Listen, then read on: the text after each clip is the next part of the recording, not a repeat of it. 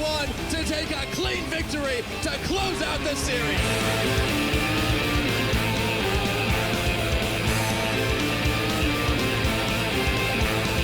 Just run into the PQ with the big shot onto Perks. They could get aced here right now. This is turned around.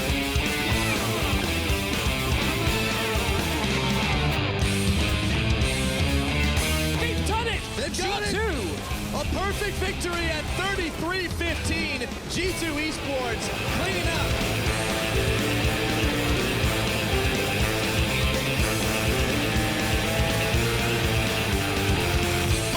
H2K peeling backwards, but Daisy is wrecking Vitality. Oh my God, Daisy! Cupcake has never been more killer.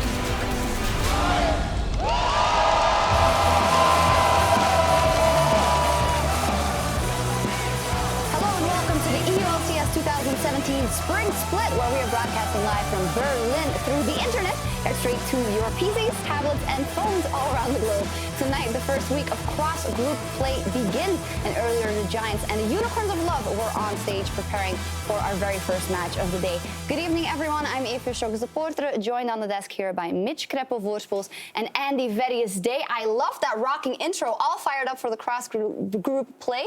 Yeah, I'm really excited. I think it's going to be a great start to phase 2 of the split. Yeah, really excited to finally see teams from Group A match up against Group B. The next 4 weeks, I think it is in total, will be super exciting. Just say it with confidence, even though you might not know for sure. The next 4 weeks. Now, taking a look at the standings at the end of phase 1 of the split, G2 Esports and the Unicorns of Love have dominated their groups. The Misfits have fired out of the gates in their EULCS debut, sitting at 2nd place in Group A over Fnatic. And in Group B, H2K is nipping at the hooves of the Unicorns, while Splice are slowly finding their feet.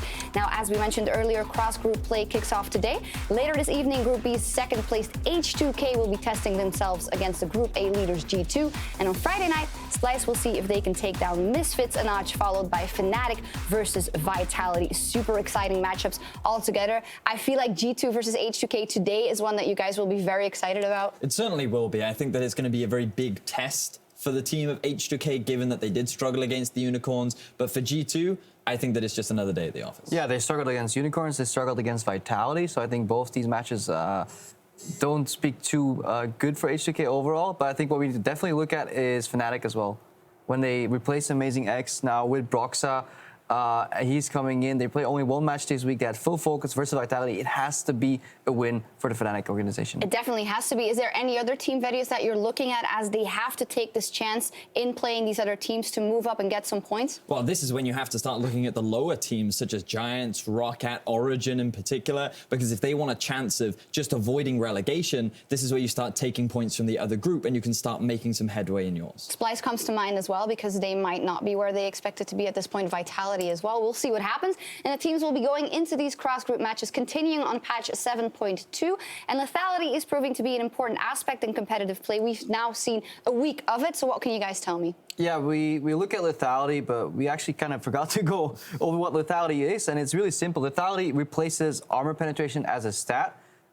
It still works the same way, but the only difference is that lethality now brings you part a flat armor penetration and then a remaining part scaling. So you get a bit of a boost at the start of the game and the remaining part scales up, but there was a buff to it. There certainly was. And to put it in layman's terms, if you have 10 lethality, then you have 6 flat lethality, and you have 4 scaling lethality. Yeah, right? Armor pen. Well, which essentially means you have 6 flat armor pen, and then the remaining 4 scales over time, depending on your opponent's level. Exactly. Now, but the real reason we're talking about this is because there's a couple items on the Rift right now. Edge of Night, Yomu's Ghostblade, Dustblade of Draktar, and then by context, Serrated Dirk, obviously, because it builds into these. Especially Yomu's and Edge, if you can somehow build these 2 items early and you get the spike, you have 35 lethality, you have 120 AD, and you can ignore at that level roughly 29 or 30 armor of your opponent. That means you're shredding a lot of these squishies basically to true damage, and that makes it super strong right now. And to make things even better for these lethality building champions, Edge of Night recently got a buff in its own right, where you have a tiny buff where you have a 10-second shield, which is basically resistant to any spells, and you can use that on a 30-second cooldown. So it's active very often, and it enables champions like Zed and Jace to really come back into the meta and really have a big impact. Yeah, it is incredibly strong. We'll see if the teams on stage now take use of it. The Giants and the Unicorns of Love are about to get into picks events for Game 1 of their best of 3, so let's send it over to our casters. Thank you very much, Sharks. Hello, everybody. I'm Trevor Quickshire Henry, joined by James Stress O'Leary, here on the desk to bring you this match between Giants and the Unicorns of Love, the first in our cross-group play. Yeah, cross-group play is going to be great. I'm looking forward to some of these clashes. And honestly, Giants versus Unicorns could be an interesting one. They've taken a few games off a few of the bigger teams in their group for Giants. They have. The difference is Giants has an uphill battle. Let's start by running down the rosters for these mythical creature squads. On the red side today for Game 1, it will be Giants with Flaxish in the top lane, Memento in the jungle, Knight in the mid lane, Hiku and Hustle in the duo down bottom, and the returning coach, Lozark. Facing the Giants tonight on the blue side of the Rift, it is the Unicorns of Love. In the top lane, Vizichachi. In the jungle, Xerxes. In the mid lane, Exile. AD carry is Samax. Support, Hilasan, Coach Sheepy, and the guy in the crowd that loves to chant for them. Absolutely the case. Now, as a reminder, in cross-group play, teams will only face each other once. So this will be the only time you'll see UOL versus Giants. A coin toss took place earlier today to determine side selection for games 1 and 3. Unicorns won that coin toss, and they elected to take a blue side. And now that's a big departure from what the Unicorns have done in previous weeks. They've elected red side so many times. You can see 71% average win rate on it, way higher than every other team is doing on the red side. And interesting now that we move to blue side, I think it's because teams have started figuring out some of the key picks to take away, the Shen, the Ivern, these kind of picks. And now Unicorns, having the other team ban out all of the OP champions on red side means they get a lot more freedom for that first pick. Exactly, and it's what you weigh up as most important, right? Do you target ban, allowing you to play blue side on patch 7.2, or are you comfortable letting some of those OPs through? That's something UOL have done in the past. They've let that Rengar through, for example. They've let Camille at times, and it feels like UOL have got a lot of options, and they're sitting pretty at 4-0, undefeated so far in spring. Undefeated, and through some of those OPs that they've even started bringing through. We saw the Warwick come out from Xerxes last week, gave them great early game prowess, which was one of the key areas we said Unicorns were lacking. We spoke about how they were getting behind in the laning phase. Well, everything turned around last week, and as we head through the games, I'm really looking forward to seeing the Unicorns early game prowess, see if it maintains itself now in week 4. I agree, and you know, a lot of eyes and pressure on the Giants squad. They come into today 1 win, 3 losses. Giants, I'm going to use air quotes when I use this word, but Giants have had some impressive moments throughout their series, taking games of some of the top tier teams in their group. But now they're coming up against the behemoth of Group B. No surprises on Camille for Giants to ban out, but target bans here from Unicorns. But I think there is extra room for Giants if they want to, for instance, leave Rengar available and trade away the Ivern, the Rengar, and the Warwick that Unicorns have been having. We know Unicorns aren't in any rush to pick that as their first pick, and now with LeBlanc off the table, it is the only of the OP bans that would still remain. For Unicorns, they've typically banned a lot of Zyra as well from this, as was every team, but Graves coming through as a high priority farming jungle is good against Ivern. This indicates Unicorns of Love Ivern first pick. This is one of the picks that has worked very well against it. So if a Rengar comes out here, Giants box themselves into a corner. All right, boxing themselves into a corner. As you've mentioned, Stress, the Graves could open up this Ivern. No surprises for UOL, but what is Giants' response? Varus is the easy response out of Giants here on this first rotation. The Zyra is available for them as well, should they want it. Or take away the Shen that has worked so well for the Unicorns. These are all high priority picks that Giants can look to take away from the Power Ponies in pink. Yeah, Power Ponies in pink. And it's so difficult because the Unicorns have shown proficiency on so many champions over the last few weeks. it is going to be Varus and a Rise instead of the Shen. So that could be opened up for UOL if they wanted to. Rise has been such a big pick for Exile. Very commonly first rotation out for the Unicorns on that red side. We've seen it a couple of times as well. So from this standpoint, this is Giants saying, hey, let's get Knight on a champion that'll scale well through the game, play for a little bit later. From the Unicorn, Shen going to be a highlight here. AD carry has to be the next kind of focus. The Jhin has been the likely pick going into Varus. Ashe has fallen down on 7.2, and that leaves us at a top lane scenario here that they have to pick something for Flaxish if they want to match the lanes. But into Shen, you can play most things, so they may very well just leave that over to the second phase of the draft. I mean, Flaxish has been willing to try things. Last week he played that Riven, didn't work out as well as was hoped. It was against G2 if I recall correctly, and you know, he showed some proficiency. He's played Lowy in the past. Rumble has been the traditional counter pick into Shen, and it's going to get locked in. So top laners secured, and Giants, now they're going to have either mid or maybe even the jungle pool potentially pinched by UOL. This is a fairly high damage composition coming out from Giants, but I think you're right on the jungle pool here. I don't think Unicorns are likely to ban Warwick. Memento hasn't showed us anything on the champion yet, but certainly a lot of the junglers have been playing it. When you look at the rest of the jungle field, Elise comes out, and Kha'Zix as big priority picks that are still available. All right, what do UOL want to ban? With Rise locked in for Giants, they've already taken Orianna out. That's one of those safe matchups. But Exile has got quite a lot in his pool to play with. Not a whole lot of pinching now on the supports coming through, which is going to give Giants the first pick if they want it. Hustlin, we know he likes his Nautilus, his Tahm Kench, so that's an area Unicorns may look to take away now that Kha'Zix is off the field.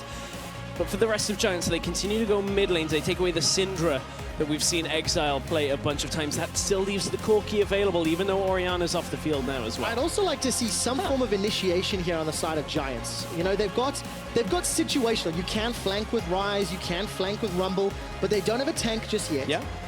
And all that damage needs some way to enable it, right? Yeah. And that's what I want to see in the second round of pick phase. It is Katarina, once again, Exile, targeted in that mid lane. We saw that last week, specifically more with their Warwick composition, where you're looking to get on one person, blow them up, give Cat the resets, and away they go.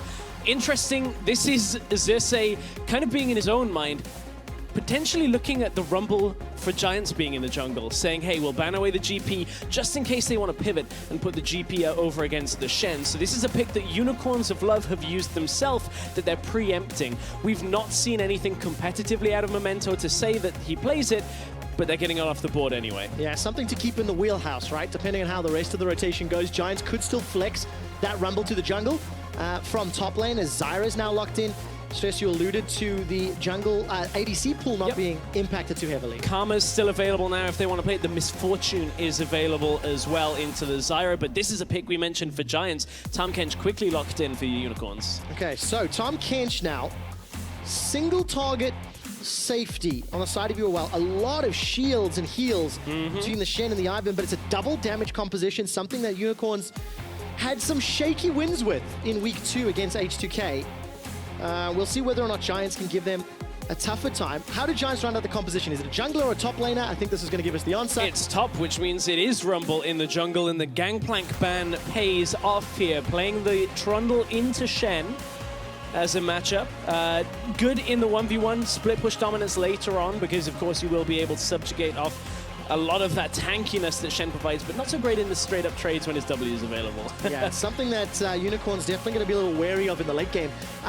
Stress, I'm looking at like tons of damage on the Giant squad, and on the Unicorn squad, it's really about nuanced team fights, right? They really want to use that Shen and that Ivern to keep Exile and Samux alive, but if one of them gets caught, there's no ways they can win a team fight, surely. That's a big worry that the Unicorns at least have to compensate for. They will have Daisy as well to do damage, disrupt in fights, so the Unicorns have that proverbial 6th member of their squad.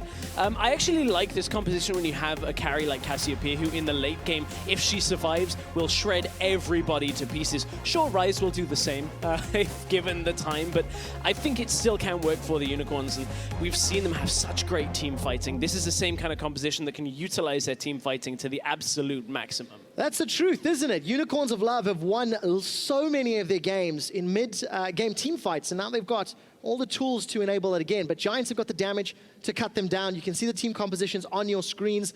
This is the first time that a Group A and Group B team will go head-to-head. We'll have 3 weeks of cross-group play before we turn to our regularly scheduled group matches. Will Unicorns continue their undefeated streak? Will Giants be able to pick up their second series? The crowd here in Berlin is excited as we load up onto the Rift for the Unicorns of Love taking on Giants.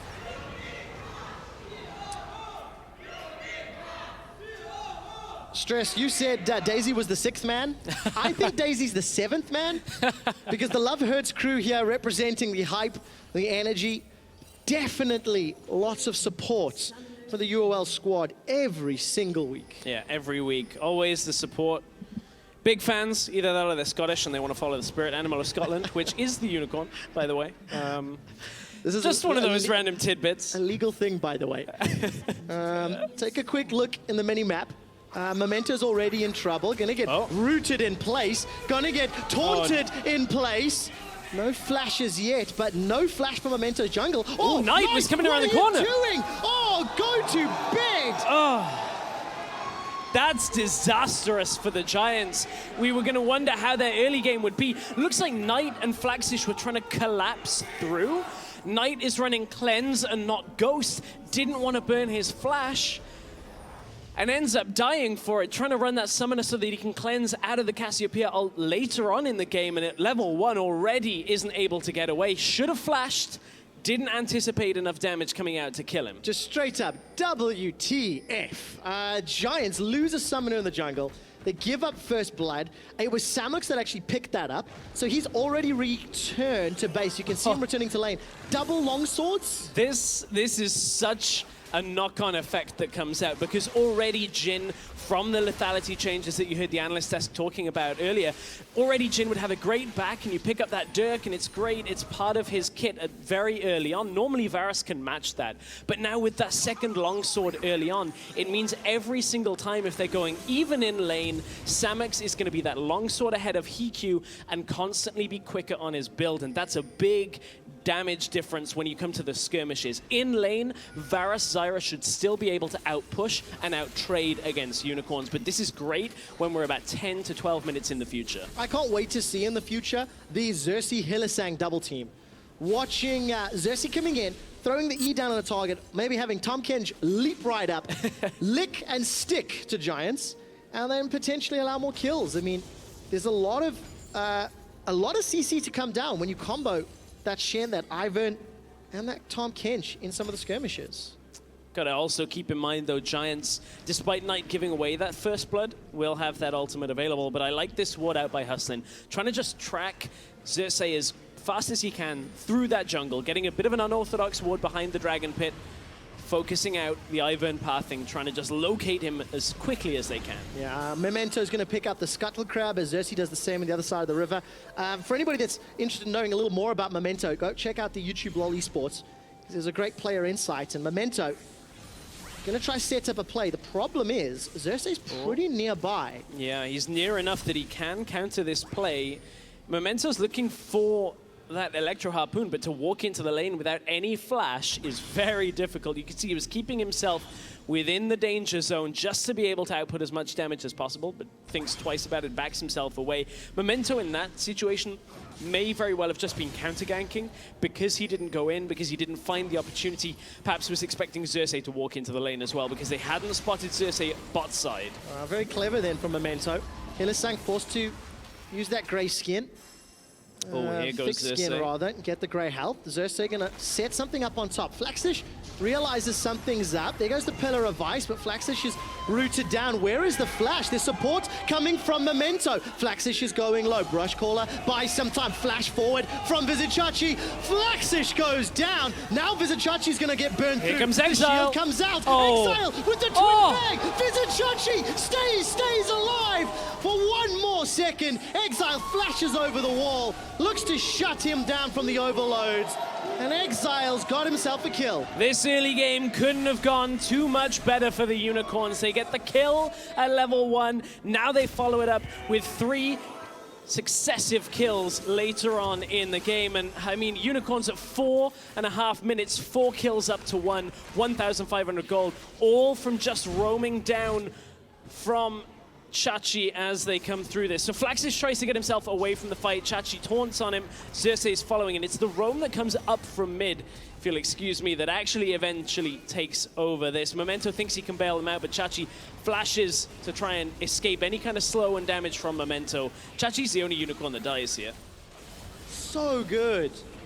Exile coming up just in time, despite, the threat from Giants. And this puts Unicorns, like you said, Stress, 4 kills to 1, up 1,500 gold, and it's just a great punish from UOL. Yeah.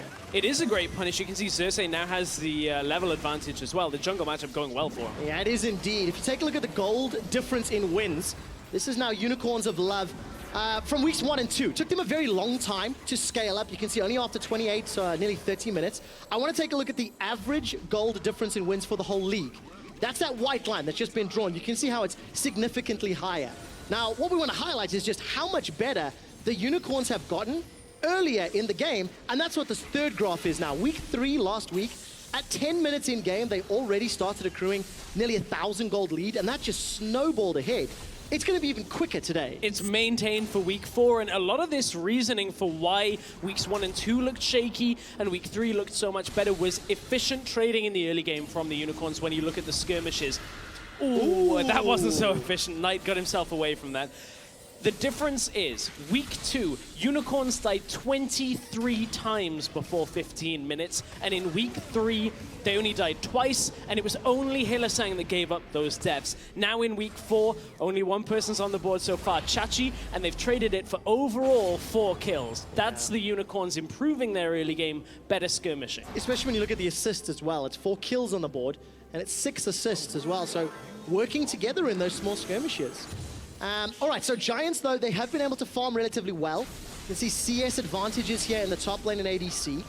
And Exile's using his level advantage. He hit 6 before Knight to apply pressure. There are some evil shenanigans being set up in the jungle. Xerxes going to use that root caller onto Memento, and then the trigger seed. Here comes Exile from behind. No petrifying gaze, remember. Exile has found himself between Hiku and Hustlin. Stands United is channeled. Chachi's caught in between the entire Giants roster. And he's going to get taken down by Hiku. It's a bit of a curse. As soon as we talk about them not dying, trading more efficiently, Memento. He should be able to get away from the Bramble back. Unicorns were a little behind the play on this one. Giants had already recalled out early to get the trade on top side. They wanted to push as fast as they could on the top side tower. You can see Samex is still in lane bot side, so they weren't bringing their duo over. They were trying to cut a bit of a corner, bringing Hylissang up through mid lane, but he never got there in time. He doesn't have his ultimate available either. So Unicorn's still in a bit of trouble behind the play on this one. Still ahead though, gonna catch Hustlin. That's what I wanted! Hylissang jumps all the way in! Oh, that is so tough to swallow. Not if you're Hylissang, though. Oh, I love that combination. That was great. That was a great little play out by Hylissang. We've seen that kind of thing. It's Xerxes that starts it off, lands the root caller, and then follows. So this was the play before. Xerxes trying to just get through Smite the Red, but Memento interrupted just in time before that passive actually stuck.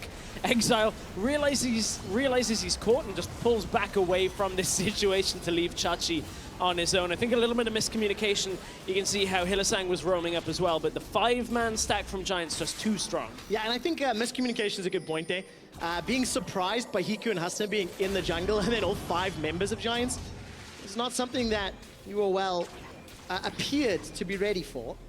And I'm very excited to keep seeing Xerxes getting the Q, locking somebody down with that root caller, and then watching Hilio Chachi jumping in. I mean, hell, technically Exile could do it and deliver a point-blank petrifying gaze. Please do not do that in solo queue, but it could be fun.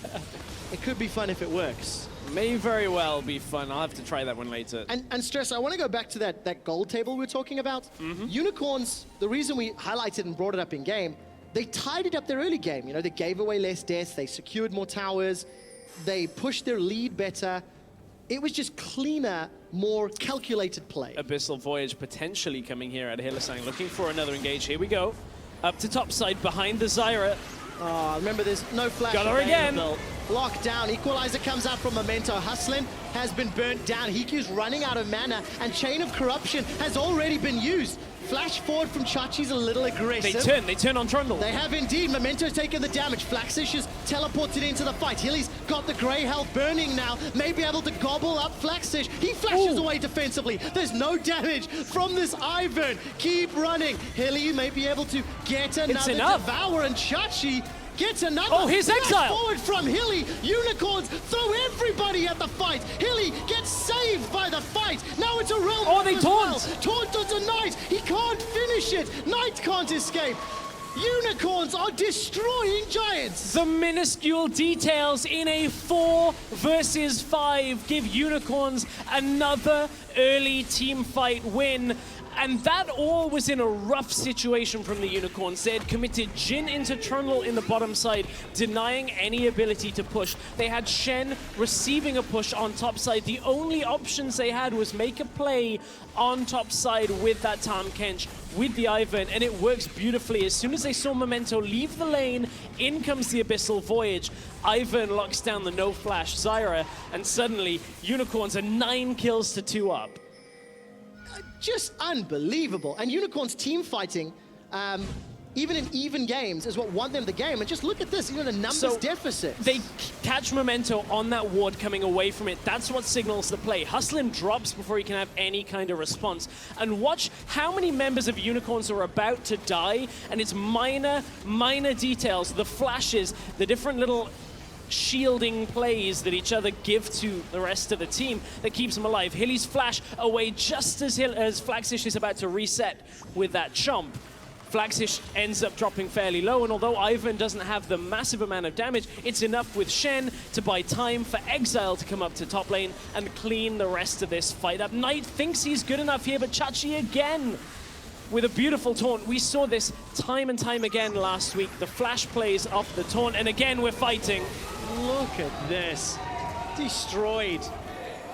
The game with the most kills that we've seen yet, James, was H2K UOL, and the record was 12. Exile's gonna break that record by getting the 13th kill before 15 minutes. Straight up 1v1s down Knight. Knight had no cleanse, had no flash, and had no chance to get away with his life. From minute 1, Giants have been on the back foot, and Unicorns are looking like they are crushing them. I mean, Unicorns just walked up to Giants at level 1 and got a flash and a kill. You know, just by sheer presence. And then they've snowballed further ahead. 4,000 gold, Tower First Blood was picked up. They've got the first dragon, Cloud Drake as well, and now Chachi and Exile, they're pushing mid. They're pushing mid with a 5-0-2 Cassiopeia at 12 minutes in this game. Exile is on fire this game, roaming right when he needs to. He's been able to maintain a couple of fights, and it's only Chachi that died earlier on.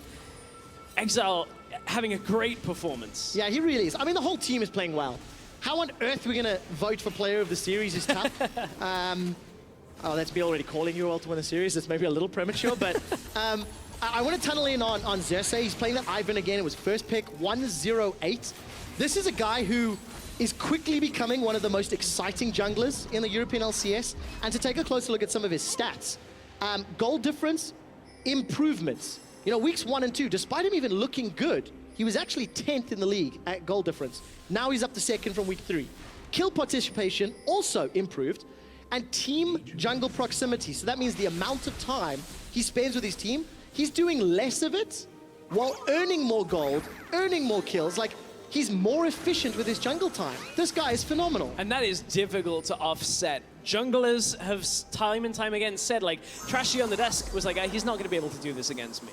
He's not going to get to do it. Yankos is saying the same kind of thing. Xerxes has maintained throughout the 3 weeks so far, and now into week 4, this attitude where he doesn't care who he's up against. Yep. He plays with a very confident style that whether it's Zac, whether it's Ivern, these picks that they are just taking that, you know, other teams were struggling to catch up on the speed. Xerxes has looked incredible so far. Yeah, he hasn't even played a single game of Kha'Zix when it has been like first pick worthy to every other team.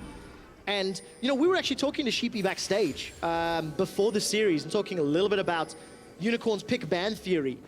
And despite Sheepy saying and acknowledging like the power of red side pick ban theoretically, the current frustrations with needing to ban those OPs limits how much you can use that power. Yeah. And when you compare two teams like Unicorns and Giants, where UOL have stronger individual players, better team fighting, clearly a better early game, being able to target ban blue side is why they picked it for this game one. And there's also different things you have to consider now on red side as well, because if Unicorns are on red side, they play Warwick. So now on blue side, you ban that out.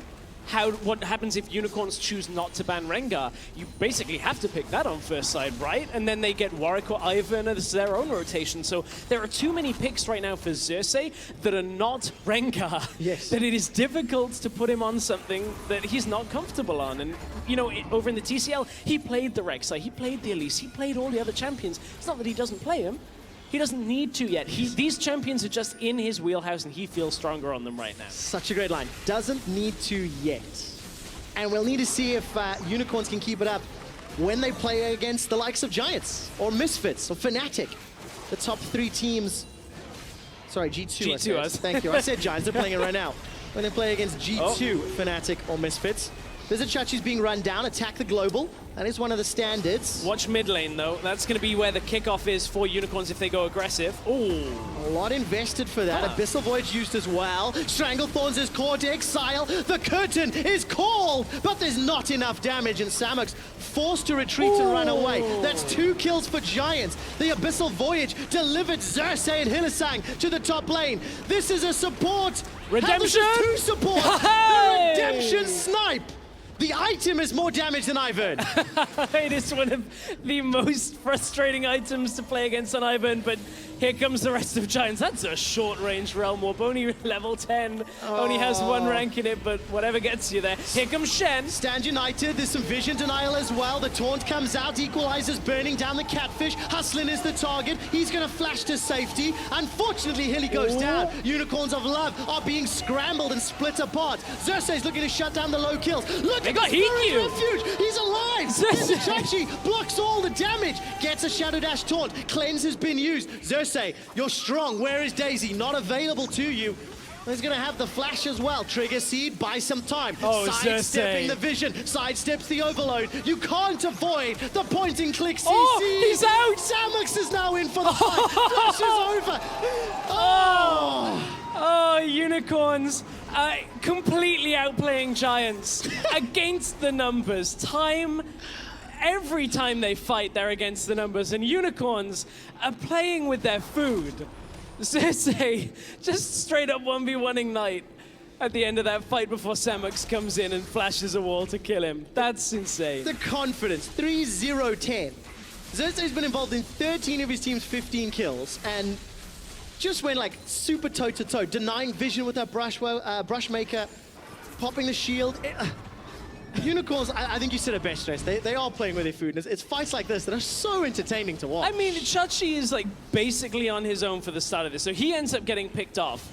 But it takes so long because he's fairly far ahead that he dies, and then Hylissang shows up and brings Ivern. This is Ivern, Tom Kench. Yes, they're ahead. Just out-damaging a duelist top laner and a damage-based jungle. Yeah, he's got like 500 health left, and that's all. But just, this is so frustrating if you're Giants right now to deal with this, that Blackzish dies to redemption. And then Unicorns just go, okay, the rest of your team's coming. 4 versus 2, we'll take it. It sucks so bad to know that redemption is going to bonk you on the head and just take you out. It's beautiful to watch. It's beautiful. It's so beautiful funny to watch. Look at this. Look at how Samux gets the tower in mid while this fight's going on and then runs up to kill. Like, this is just unbelievable. I actually have a question for Sheepy, which he can't hear now because he's listening to his team. But I have to follow up with this. Earlier today, he said, please don't use the term chaos style.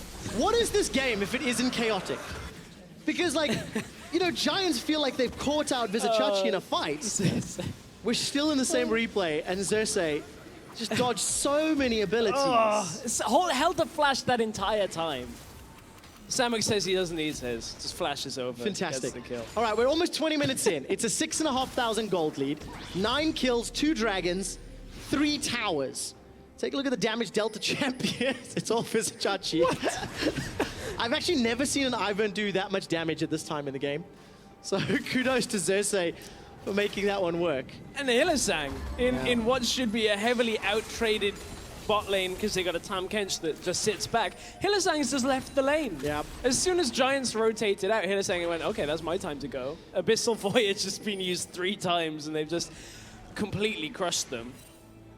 Completely crushing Giants. That's what Unicorns are doing. Look at the itemization. By the way, we've not touched on that a whole lot. Is the double lethality build. Ghostblade into Edge of Night for Samux. Only the single completed item for Hiku. He's behind the curve. And Edge of Night is the most,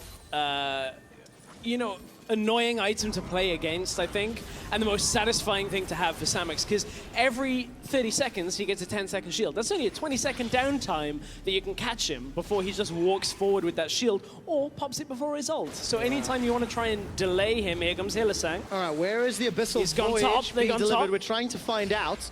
Baited even the observers. Knight was able to escape. No summoner spells blown. I thought I caught a glimpse there. Visit Chachi, by the way, picked up the Rift Herald buff, so he's going to be using that to help out against Flaxish. And we've already touched on the 2 dragons. It was a Cloud Drake picked up while we were in that very extended replay. Oh, that was the Equalizer being used on top of Samux. Yep, he's already healed to get to safety and managed to escape. No further CC to lock him down. They popped that Equalizer off when Edge of Night was not available. You could see it on cooldown the last couple of seconds. One thing to note is amid all of this action early on, Flaxish has been farming over in the side lane. He has a significant farm lead over Vizichachi. It doesn't actually amount to a gold lead, though. Sorry, he's actually 500 down. Do you see what's happening I do. I do. Nobody but else can because it's in brush. Oh, fantastic timing. It's also really slow. Yeah, I mean, I figured I had enough time for my point. it's a two-man Baron. Okay, hold on. Daisy's done. tanking. Baron's It's going done. low. Baron's going low. They got There's no him. equalizer. And there's a teleport in for Vizichachi. He's going to cancel that one, actually. That's what happens when you have the Daisy fed Cassiopeia at 5-1 and 2 and a fed Ivan that can just stand there just past that 20-minute mark. It means as long as you got vision control, you take the Baron. It's going to take a monumental mistake Oh, yeah. from UOL in order for Giants to come back in this game.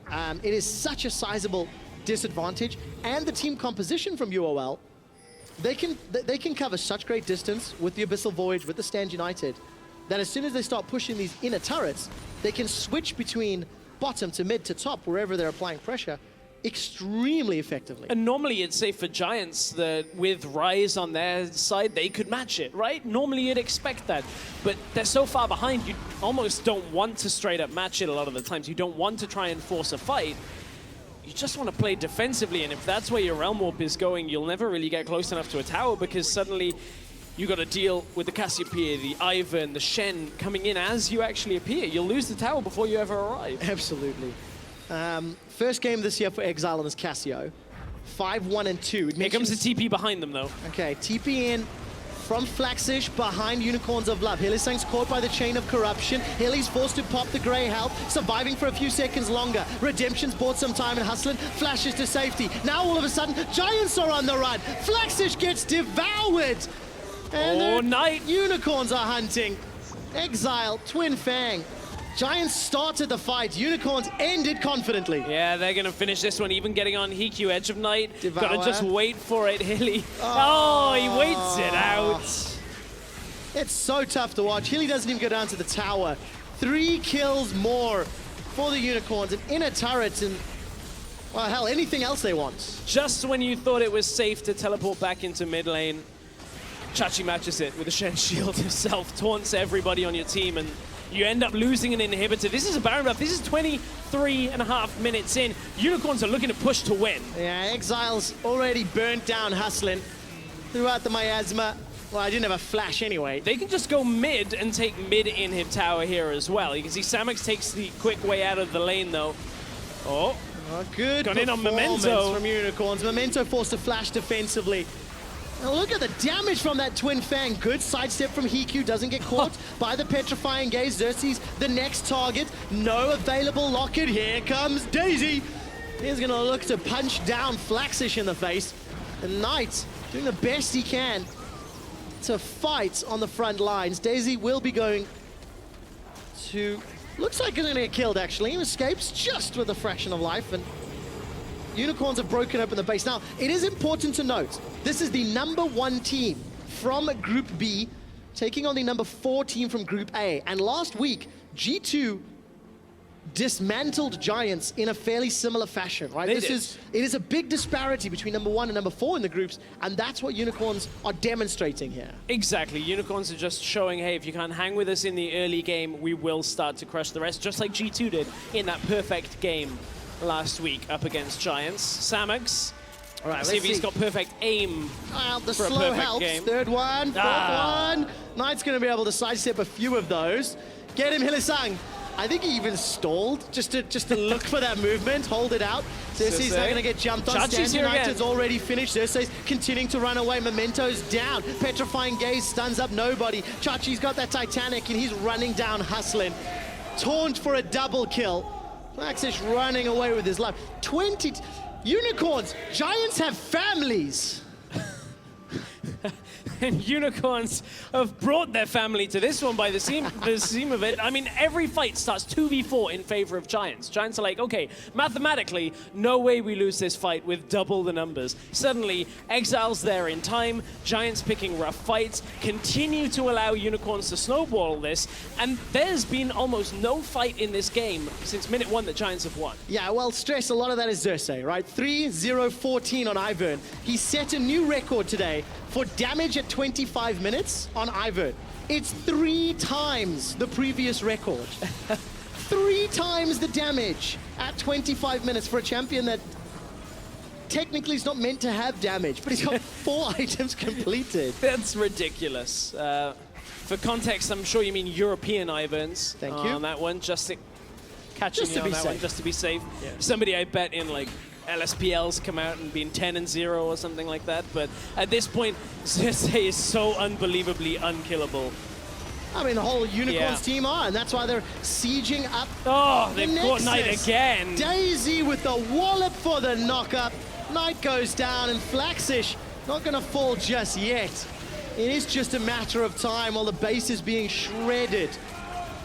Super minions pouring into the base. Giants in a 4-on-5, trying to turn something around. Miasma prevents any defensive flashes if there were any available. And Exile, with all the shields and the heals, finally gets dropped down by Hikyu. The Nexus gets turned on, and the Unicorns destroy Giants.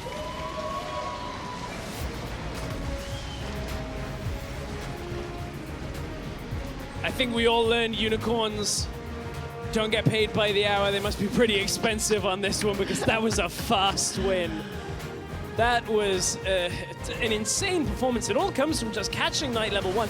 Knight ended this game 2-8-3 because the Unicorns were relentless at going after him.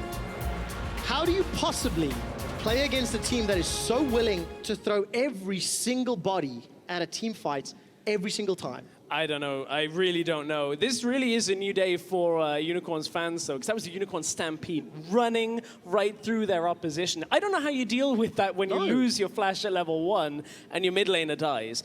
Theoretically, it's play back, play safe, account for losses, wait until you can kind of get this rise to snowball, and then he dies 1v1 again. I mean, at the end of the day, Giants tried that delayed lane swap, you know, and they tried to push a tower down. They got collapsed on by Tom Kench. I mean, you're going to take a little closer look at the Unicorns' trampling of Giants in a few moments. Analyst Desk is not quite ready for us. But yeah, I mean, the Tom Kench, like, play defensive, play safe.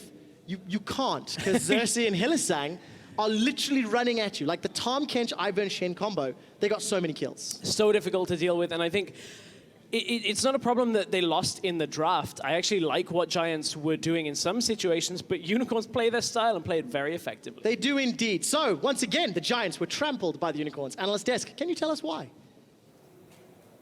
We sure can. Sorry about that, and thank you very much, Trevor. Well, trampled they were, starting off with the Unicorns, got a great start, got the first blood, got a 3-for-1.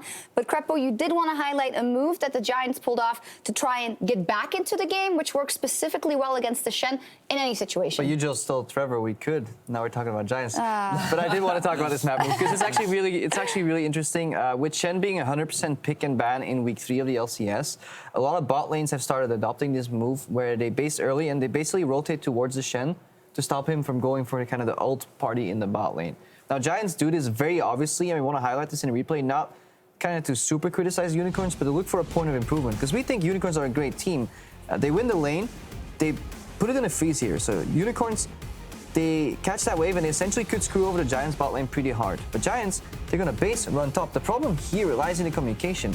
When you are freezing bot lane, which is bottom right of the map, you should never make an aggressive play top left of the map, because that goes against the first law of cross map, like thermodynamics or whatever you can call it. Memento here will punish Xerxes, and then there's very kind of rash communication where Vizicachi sees his jungler get caught, so he ultis in kind of late. It's all very reactive. So this, to me, screams reactive gameplay and no communication within the Unicorns of Love lineup. And this is something they have to improve if they want to face off against teams like G2, H2K again in the future, because you can't play a punishing style on the bottom side of the map and try to punish it on the top side of the map when you're even in gold. Cross-map thermodynamics. Yeah. I don't know what the thermal is. Well, there's the first law of thermodynamics. There's They probably got the a first. kill and they looked hot doing it. Yeah. Exactly.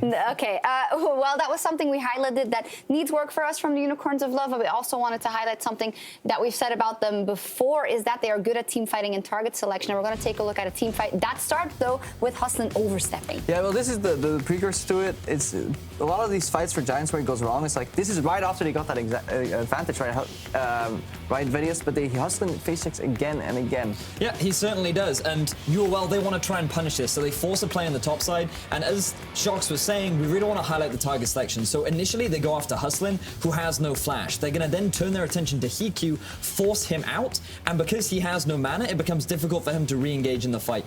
Memento feels confident enough with the TP follow-up that they can commit, and just look at the positioning of Hiku. He gets zoned away because of all of the vision that is available in the river, spotting out the Cassio moving up the rotation, right? Meanwhile, UOL are just slowly kiting back and buying time to allow Exile to get the inside track where they can then commit to this dive. But the problem I have with all of this is that you kind of give your dog a treat for misobeying. Like, this is not great league, because look at the bottom lane right there. The 80 carry is solo pushing on a turret, which means this was a 5v4 exchange. This all works out because Hustlin is not respecting, first time the brush, and second time not the Tahm Kench ulti that he actually gave the Tahm Kench by face checking and giving more experience over. So he's behind the experience. They're playing too far up on the side of the Giants. Unicorns punish this, but I feel it creates bad habits where you keep going for these fights and you go in no matter what, but because you know you go in with full conviction, you know your team will follow up, and you know over a large sample size, it tends to work out so far. I'm just afraid if they keep going for this style where it's fight, fight, fight, a smarter team will abuse it against them. That's very interesting, because it is what we've said about them, and not just the last couple of weeks, but the last 2 years, I believe. And But they got really good at it. They got really good at it, and it goes hand in hand with their no hesitation playstyle, and the Shen, who's always in there, and you can kind of make up for some of it together with Tahm Kench in this scenario as well. And that's one of the things I feel we do need to really praise the Unicorns for. It is very much the fact that they are very team orientated. If they commit to a play, they all work towards it. And many times, Crep and I were discussing during the game what the correct play should have been in certain instances, and more often than not, it was just Unicorns of Love going, oh, one of our laners is in trouble, let's go, let's fight, we need to go save our laner. And it's very much a reactive outplay style rather than a let's set up and play the way the game should be. Yeah, reactive gameplay works very well when you're ahead, because you have this margin of error, you have time for basically some guy who gets caught to survive the extra 4 or 5 seconds, and then you can turn it around. They have really good in-fight mechanics as well, so like we're not dissing the Unicorns here, because they're fighting their way out pretty well. Xerxes really knows the limits of this Iron champion, but there is still room for improvement if they really want to be consistent top team, I think. Yeah, you have the good way to do it, the bad way to do it, and the Unicorns way to do it, which is just crazy, and it works. So coming up, we'll have game 2 between the Giants and the Unicorns of Love. That is after the break. Stick around. All right.